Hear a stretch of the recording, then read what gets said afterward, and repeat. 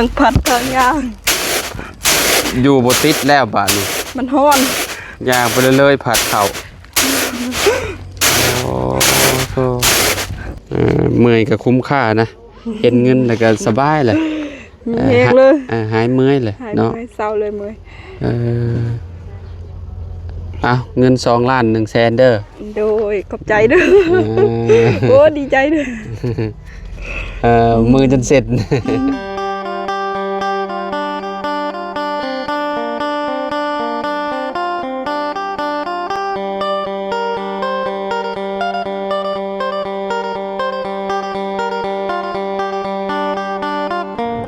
สบายดี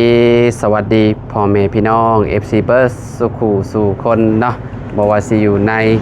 และกระต่างประเทศเด้อพี่น้องมาพบมาพ่อกันเนาะกำเฮาคือเก่าคือเดิมเนาะเพิ่มเติมคือเปิดคลิปอยู่เฮือนพี่น้องเนาะกำลังสิเดินทางไป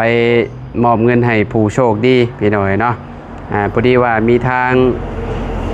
ป้านี่เนาะอยู่ทางต่างประเทศกับทีมงานเพิ่นนั่นแหละนะพี่น้องทางคันเฮาจำบ่ผิดนะทีมงานน่ะสิทีมงานเพิ่นพอจอยป้าหลวงโคตรเนาะคันว่า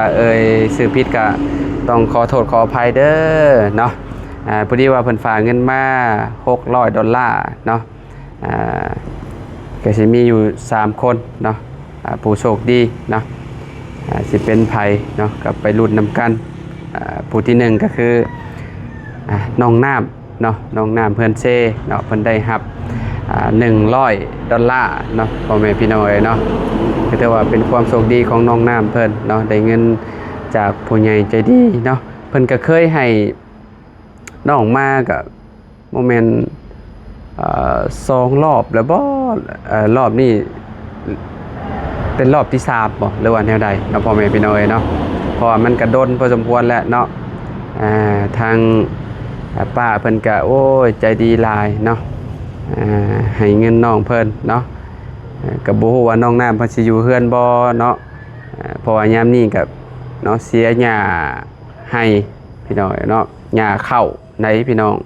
เพราะมันเป็นหน้าฝนก็จะปลูกข้าวปลูกน้ำเนาะทางนี้ก็เจ้าสิเสียหญ้าให้เด้พี่น้องเนาะเฮากลับไปกดเงินมาไปที่เรียบร้อยแล้วพี่น้อง100เหรียญก็ได้อยู่2 ล้านกับ100,000กีบเนาะพ่อแม่พี่น้องกระทารุ่นถ้าชมน้องกันเนาะว่าสิเป็นไผอีก2คนพี่น้องเนาะน้องน้ำเพิ่นได้อยู่100ที่เหลือก็ทารุ่นอีกพี่น้องเนาะก่อนอื่นก็ต้องขอขอบคุณเด้อทางป่านี้เนาะพร้อมด้วยทีมงานอะไรเนาะก็ต้องขอขอบคุณหลายๆเนาะก็ขอให้ชุมเจ้าอยู่ดีมีแห้งความเจ็บบ่ให้ได้ความไข้บ่ให้มีปรารถนาสิ่งใดก็ขอให้ได้สิ่งนั้นเด้อเนาะนอนดับเฮ็ดได้เงินหมื่นนอนตื่นได้เงินแสนบ่ว่าชุมเจ้าสิเฮ็ดการงานหยังธุรกิจหยังก็ขอให้เจริญในหน้าที่การงานตลอดปีและตลอดไปเด้อเนาะให้น้องน้ำมา100ก็ขอให้กลับคืนไปหาชุมเจ้าเป็นหมื่นเป็นแสนเป็นล้านเท่าดอลลาร์พุ่นเด้อเนาะขอบคุณหลายๆที่ให้ลูกเป็นสะพานบุญให้เนาะโอเคเดี๋ยวไปเบิ่งไปชมกันเนาะว่าน้องน้ำเราสิอยู่เฮือนบ่พี่น้องเนาะถือว่าโชคดีสุดๆมื้อนี้น้องน้ำเนาะไปเบิ่งไปชมกันพี่น้องโดยพี่น้องเนาะกำลังมุ่งหน้าไปเฮือนน้องเพิ่นอยู่เนาะบ่ฮู้ว่าสิอยู่เฮือนบ่เนาะเพราะว่ายามนี้ก็เจ้าก็สิเสียหญ้ามันเด้พี่น้องเนาะฮอดเฮือนฮอดชานเพิ่นแหละพี่น้องเนาะโอ้ยเนาะอยู่บ่ได้เนาะ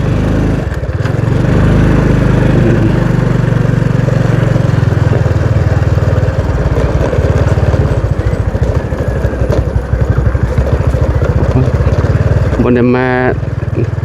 โอ้เป็น2 อาทิตย์แล้วประจักษ์อันนี้2-3 อาทิตย์แล้วประจักษ์พี่น้องใช่คือบ่เห็นมีคนอยู่เนาะ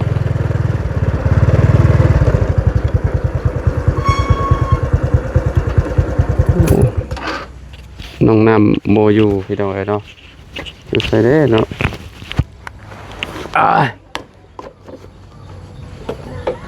น้องน้ำอยู่บ่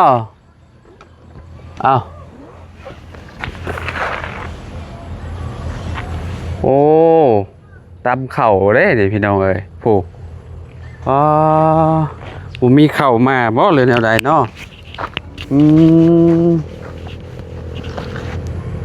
บ่มีไผอยู่เนาะเคยเห็นน้องเพิ่นขมุมอยู่พุ่นน่ะแม่นตำเข่าบ่ต่อพี่น้องเอ้ยไปเบิ่งนำกันเนาะโทสวัสดีปลาตำข้าวโดยแย่เลยเนาะเหือย่อยเหือย่างโอ้ยพี่น้องเอ้ยเนาะตำผู้เดียวเลยเนาะตำแต่โดนหรือเปล่าฮักกะตงามเนาะเขาเนาะเรือเขาที่ปลูกนั่นเด้ก็เลยตเรือสำนี่บ่ยังสำซองกระยังเรือซองกระยังบ่ได้มาอยู่ประมาณ2 รอบเนาะฮะแม่มาอยู่2 รอบเพราะว่าครอบครัวเจ้าอันนั้นเด้หลายคนเด้เนาะมาคือบ่เห็นมีภัยอยู่ในเฮือนมื้อนี้อีเมย์พอยังบ่มาแต่ตลาดเช้าไปขายได้กับน้องทายจุมเจ้าทอนอันหญ้าแล้วหรอบ่แล้วถอนหญ้าเขาก็คิดว่ายันเจ้าบ่อยู่ว่ายันเจ้าไปถอนหญ้าว่ะแล้วแล้วเนาะคือว่าโชคดีอยู่สัตว์พี่น้องมาได้พ่อน้องเพิ่นเนาะบ่ได้อยู่บ่ได้เช้าเนาะโดยโอ้ยเนาะหยุดอันเสียหญ้าก็มาตำข้าววันก็บ่ไปสีเอาเขาหน่อยเดียวซีห้องซีเขากันห้องซีตัวเองเหมือนใครอยู่ห้องซีอันกระเจ้าก็สิเอาประมาณ20-30,000พุ่นแหละเนาะก็เสียดายไปอีกเนาะตำเมาแหละยังบ่พอว่าซั่นนี่ยังตามอีกจักรอบมันผัดยังเทื่อนึง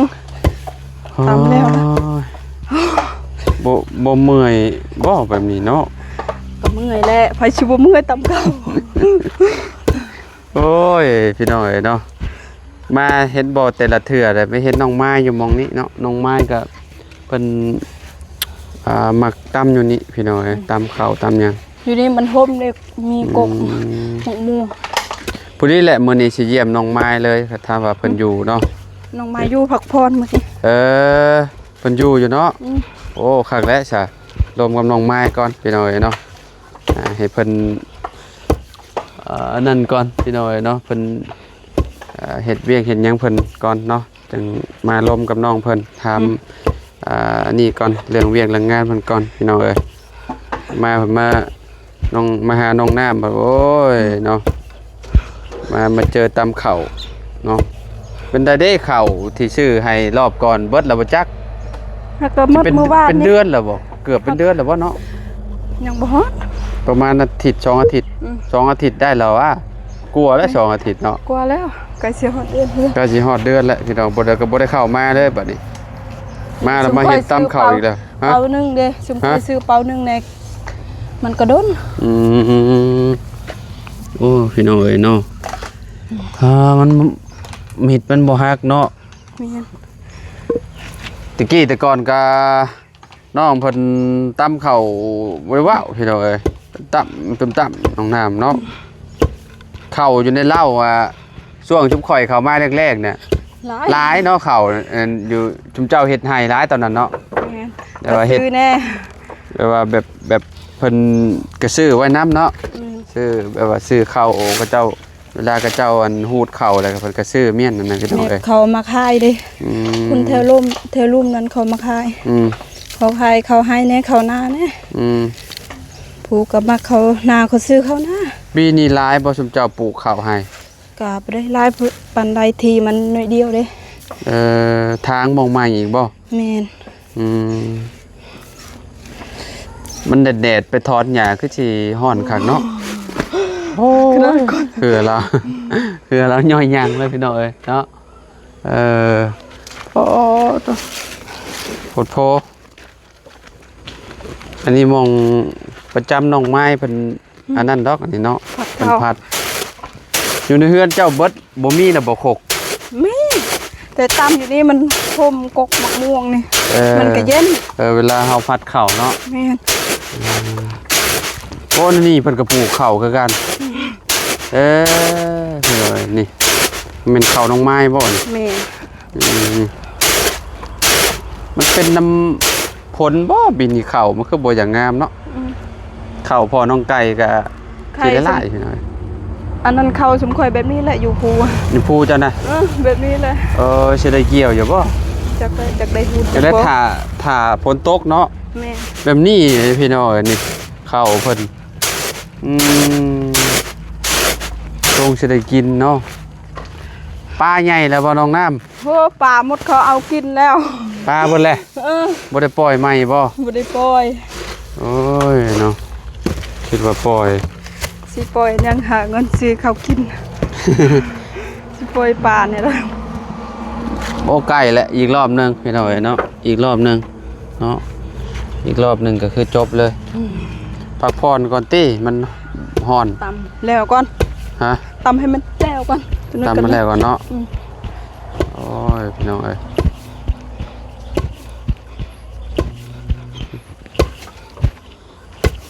มันเริ่มแดดเลยแดดนี่ฮ้อนคักส่วนใหญ่ก็เจ้าสิตำยามเช้าๆเนาะเช้าส่วนตอนแรกประมาณ5 โมงเช้าแบบนี้นะแล้วก็ตอนแรงแบบนี้โอ้มือบ่เป็นแต่เอาแล้วแบบนี้เนาะบ่เคยเฮ็ดมันบ่โอ้ขนาดทำมายืนถ่ายน้องเพิ่นก็ยังอันฮ้อนขนาดเลยพี่น้องเอ้ยเนาะโอ้เครื่องปลูกเล่านี่หลายลินี่มะเขือมะเขียเต็มอยู่ปลาก็คะแนนฝนตกแห้งมันก็น่าสิมีอยู่พวกปลาขอเนาะขึ้นมาเนาะแม่นช่วงมันบกอยู่บ่อน้องเจ้าปีนี่ก็บ่ได้บกปานใดยังนำหน่อยนึงแต่ว่าปลาที่ปล่อยหาเบิดเลยบ่มีแล้วติบ่เหลือเขาลงคู่มือเด้เขาลงกินยังเหลือบ่หลายพี่น้องเอ้ยเนาะยังอีกจังหน่อยเดี๋ยวเราก็ตามแล้วแหละเนาะพี่น้องเอ้ยใกล้สิแล้วบัดนี้โทษแห้งดีเนาะปวดโพพี่น้องเอ้ยเอา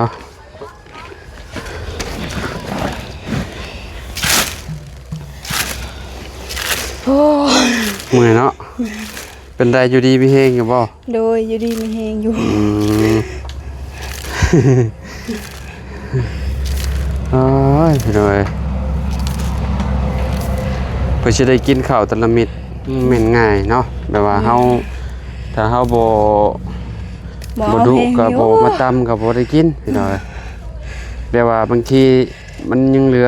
หน่อยๆเด้ก็บ่อยากเอาไปสีก็ตามเองนี่แหละขึ้นเป็นเป้านั่นสีอยู่คือเป็นเป้าเลยสีคุ้มอยู่เนาะแม่นหมู่เอา30,000ก็คือซื้อเครื่องกันน่ะเด้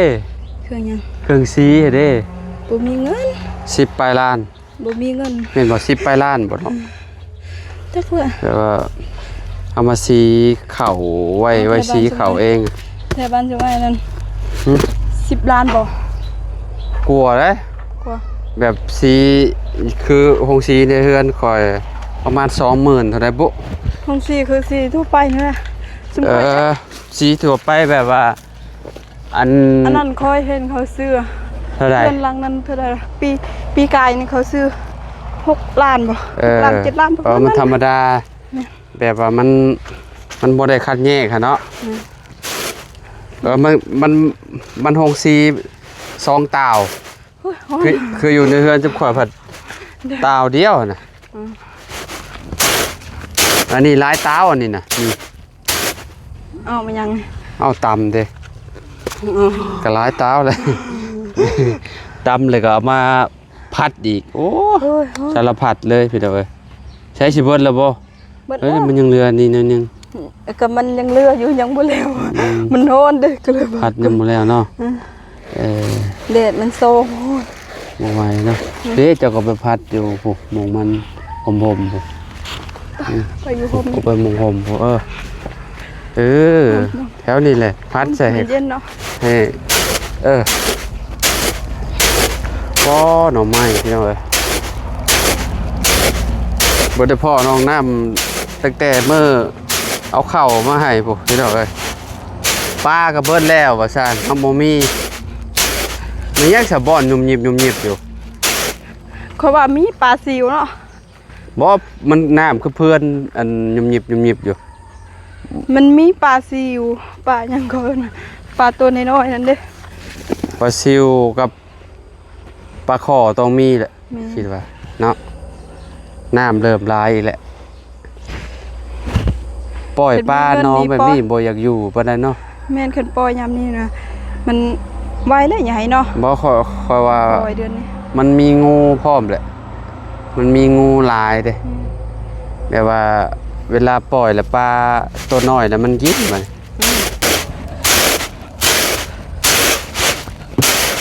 เมื่อยแต่ก็คุ้มอยู่ดอก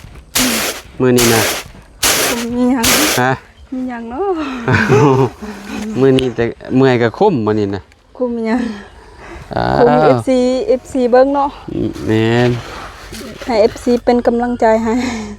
เมื่อยก็คุ้มโอ้นี่มันยังบ่ได้ออกเบิดน้องนี่ ยังบ่ แสดง แล้ว ว่าเมื่อยแห้งแล้วนี่ พัดเข่าก็บ่ออกเลยนี่น้องน้ำ มันออกมันซ่าเป็นสะโบงเขาพัดเขานี่จังมันออกหมดอ่ะ นานฮักกะนี่เนาะสำอาบน้ำเนาะเหือเจ้าโอ้โตพี่น้องเอ้ยย่อยเพือกเลยเมื่อยบ่ได้เว้า โอ้ ได้ ยเสียหญ้าแบบนี้เลยแคนเดดมันโหนซ้ำข่อยอาบน้ำ บ่ไปจังมื้อไปเสียหญ้าเนาะ ประมาณอาทิตย์ป้าย อาทิตย์กว่าพุ่นติ พอสิแล้วเนาะ มันมี จักกิโลย่างไปจากบ้าน ประมาณชั่วโมงหนึง ชั่วโมงหนึง เป็นไงคะชั่วโมงหนึง ชั่วโมงหนึงก็เฮิงเติบเลยเนาะ แม่น ไปสิคือบ่ขี่รถไป เห็นที่รถนั่นที่รถแบบถือรถเด้พอถือไป คะแนนย่างประมาณชั่วโมงหนึงขี่รถประมาณ 20นาทีบ่ ประมาณ20นาที30นาทีซ้ำนั้นคือเขาถือไว้นั่น20นาทีคอยถือ ทางมันสะดวกบ่ ก็บ่สะดวกแล้ว ขึ้นภูบ่ แม่นทางพัดทางยาง อยู่บ่ติดแล้วบาดนี้ มันฮ้อน ย่างไปเรื่อยๆผัดเข้าโอ้โหมันยังบ่เบิดบ่ ฮะ เบิดแล้วล่ะว่า ไปยัง ขี้แกดมันน่ะ ยัง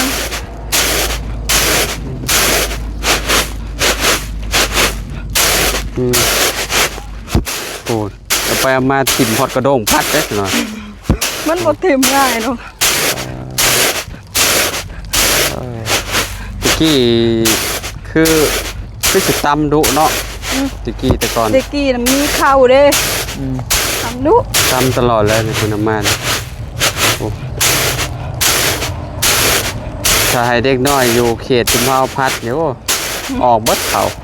แม่นบ่ แม่นเพิ่นพัดบ่เป็นดอกเพราะว่าเพิ่นแบบว่าใส่แต่โฮงสีเด้ไปเขตที่เจ้าว่าสิมักจำเข้าเด้อ๋อบ่เลยละวะ แล้ว เรียบร้อยเนาะจบข่าวบาดนี้ จบข่าวได้กินแล้วสำเร็จ อันนี้หัวดหนึงนี่พี่น้องเอ้ย เบอร์กกมากระทันยังไม่น้อยเลย ทันมันเลยใช่ กกมากระทันผู้ใหญ่ซื้อนั่นดิ แค่อันนี้นะ เบบเบกัดกินกูมึง โอ้แบะกินตลอดมันก็อันนั้นแหละมันก็บ่ใหญ่แล้วเนาะอันนี้ต้องอันนั้นมันต้องเฮ็ดคอกให้มันจังใหญ่ได้กินหมากไวมันก็ทันหน่วยใหญ่ๆเด้ แม่นกกตัวนั้นนั่นใหญ่แล้วไก่เฮือนนะ ไปเรียบร้อยเนาะแล้วพี่น้องเอ้ยเนาะมาหาน้องน้ำแบบนี้ก็ต้องมี แนวมาให้เราแล้วเนาะ ดีใจเด้อ ฮะ แต่ว่า จะคิดว่าคอยเอาหยังมาให้เจ้า หมูเข้า โมโหเข่าบ่ อืม ไปเพื่อนเราก่อนไปหน่อยเนาะเอาไปหน่อยเนาะ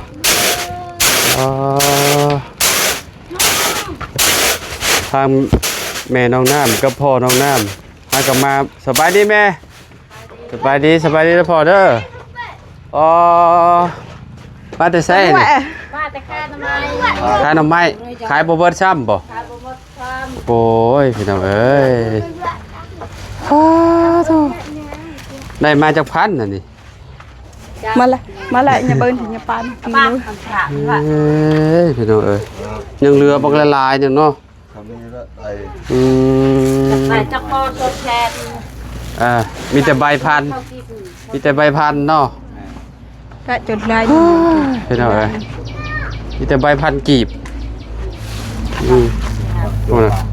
แล้วเรียบร้อยเนาะอันนี้มากยังอันนี้หมักผัก มักโกบ่ หมักผักพี่น้องเอ้ยเนาะแกงใส่หมูกระดูกหมูโอ้สุดยอดแล้วน้องน้ำไปน้องผักนี่ อยากบ่ โอ้ยอยู่เฮือนบ่ได้อันนั้นจะสิเฮ็ดแบบใด อยากเอาเมื่อไหร่ เมื่อบ้านนี่คืออยู่ อาเมียนเมื่อบ้าน บ่ได้ดอกเมื่อบ้านก็มันขับรถจักรเพื่อสิอันนั้นรถจักร ก็ใช้ในกระตา ฮะ กระตาหรอก โอ้ยกระตารถพอดีเลยก็มันอันนั้นพอดี หนักเลย มันเท่าใดโลหมุนเบิดแล้วกระตารถไปฮอดบ้าน ใส่อยู่เปล่าอาเมียนบอลอันนั้นบนคอนะ บ่อันเสื้อผ้าเขาได้บัด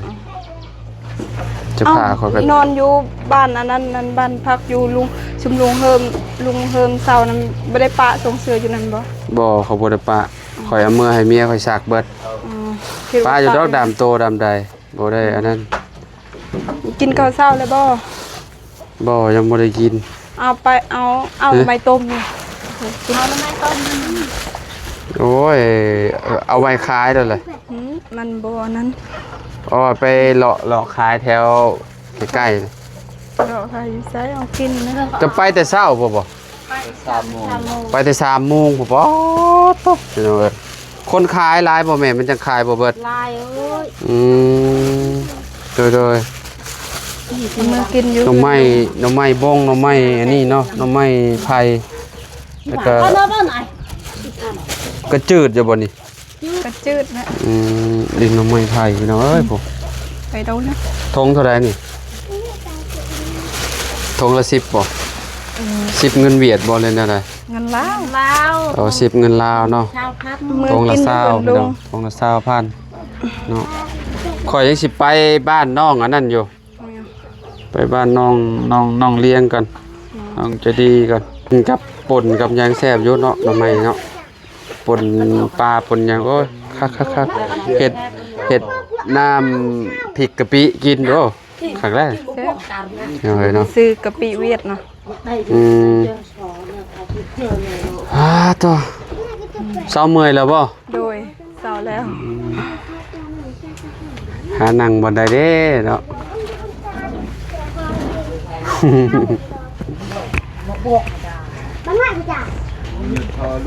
โอ้ตกใจน้องน้ำตกใจ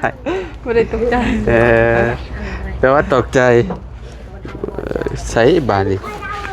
อยู่ใส่ได้บาทนี่เนาะเอามืดอะไรพี่น้องเอ้ยมัน แจ้ง อยู่ใส่มองได้แต่อันนี้พอเหล่าเข่านี่ใส่งานได้อยู่บ่เนี่ย ใส่บ่ได้แล้ว ใส่บ่ได้แล้วเนาะโอ้ ไปเอา สิ ไปเอาตังค์นั่งก่อน นั่งอยู่นี่มันจังอันเย็นๆดีเนี่ยพี่น้องเอ้ยเนาะเดี๋ยวให้น้องน้ำเพิ่นมานั่งนี่ก็ได้เนาะให้เพิ่นโอ้ให้เอาตังค์มาโอ้ต้นมะฮุงเพิ่นก็พี่น้องเอ้ยงามมาเลยโอ้เพิ่นปลูกแต่ว่ามากบ่ดกปานใดมะฮุงปลูกตั้งแต่เฮ็ดเฮือนบ่ แม่น ได้กินแหละเนาะใกล้จะได้กินแล้วเนาะนั่งนี่คือมันแจ้งดีโอ้จะถอยออกไปเจ้าก็แดดแล้ว บ่ ฮะ ได้แดด ตะกี้แต่ก่อนก็แถวนี้แหละเนาะมานั่งถ่ายคลิปกันเลยเนาะตอนยังเพื่อนน้องเพิ่นยังบ่ได้ แล้ว บ่ได้ปลูกนะ เขาตั้งกระตูบเลยสร้างตั้ง เฮือนหลังใหญ่นี่ตั้งมองอันนั้นเลยบ่มองเฮือนหลังเก่าเลยบ่ แม่น เนาะ แม่น โอ้หลังใหญ่เด้เฮือนหลังนี้พี่น้องเอ้ยเนาะอัน 12ต้นดิมันก็ 12เสาเด้มันก็หลังใหญ่เนาะ ยาวนี่ประมาณ9โอ้โหเนาะแม่นน่ะดิเนาะห้องละ3เมตรเนาะแต่ก็ความกว้างประมาณบ่แม่น7บ่8บ่จักจนลืมเลยพี่น้องเอ้ยเนาะ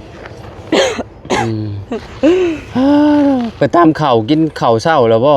ยังไม่ทันกินตำข้าวก่อนถึงกินข้าว ค่อยมีแนวมาให้เจ้าวันนี้ แม่นบ่ แม่นนี่แหละ โย ตำข้าวก็ได้เงินก็คักแล้วเนาะน้องน้ำ ม